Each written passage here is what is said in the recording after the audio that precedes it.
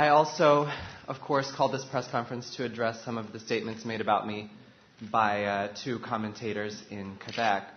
And, I grew my beard out a little bit just to show that indeed I am a man at the end of the day. I also just want to say to them, you know what? I hope that more children have the same opportunities as me, with the same parents as me, that let me be an individual, gave me freedom, and taught me to believe in myself before anyone else would believe in me. I hope more young boys and girls can grow up to have that love and support from their families. And it's very clear to me that those two men talking on that program did not have that kind of upbringing. I want to be an example in some ways that this has happened to me, and even my gender has been questioned. I want that to be public because I don't want 50 years from now more young boys and girls to have to go through this sort of thing and to have their whole life basically questioned for no reason other than to make a joke and to make people watch their television program. So I support anybody in this world, especially those that have their own voice, their own opinion, their own feelings, and I challenge anyone to question us, because now that we live in this day and age, it's definitely the time for freedom, and it's definitely the time for people to be unique and to believe in themselves and not conform to anyone for any reason.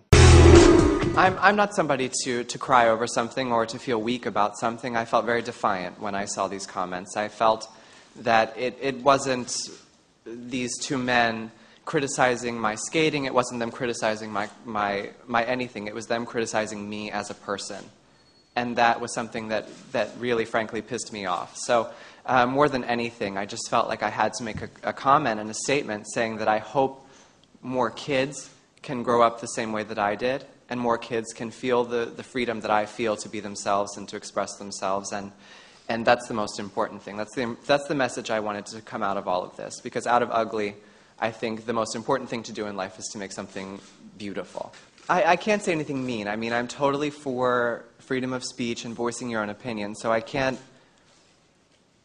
like have them fired because they voice their opinion, and just the fact that they're on television. I mean, I've heard worse in bathrooms and whatnot about me, so it's not a big issue for me that they said it. It's just that I didn't want other kids to have that same issue, and other people in the public eye to have the same issue. If I had a chance to sit down with them over a poutine, I think we'd all be like lovely people together. I think they would see who I really am, because being an athlete and being a figure skater, I rarely have the opportunity to voice my opinion without it being misquoted.